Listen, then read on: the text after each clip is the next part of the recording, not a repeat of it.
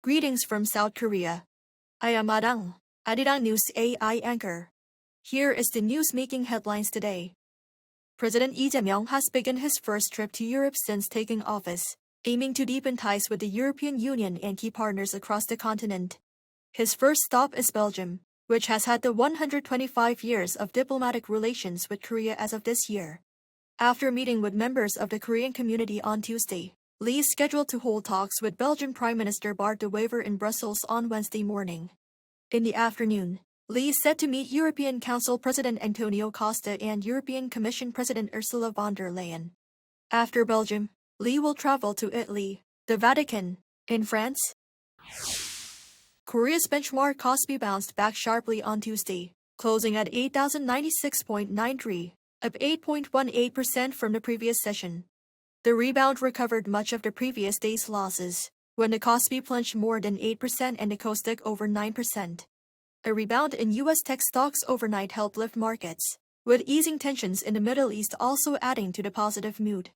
The won also strengthened, with the $1 exchange rate closing at 1,512.11, down 22.91 from the previous session.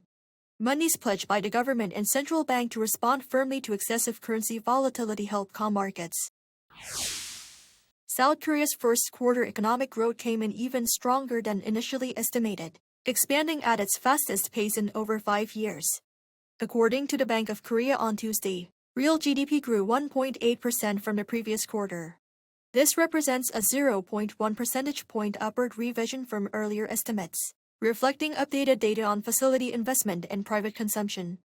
The economy expanded 3.8% year-on-year. The stronger-than-expected performance was driven by robust exports and solid domestic demand. Exports surged 5.9%, backed by global demand for semiconductors, machinery, and automobiles. Facility investments saw their sharpest increase in 4 years, jumping 6.6%. U.S. President Donald Trump says negotiations with Iran are in their final stages. Speaking to reporters on Monday local time, after attending the NBA Finals in New York and returning to the White House, Trump said the two sides were close to what he called a very good deal. When asked how soon a deal could come together, Trump said there could be at least an idea within 1 or 2 days. He also said the Strait of Hormuz would reopen immediately once a deal is signed, adding that could happen in 2 or 3 days.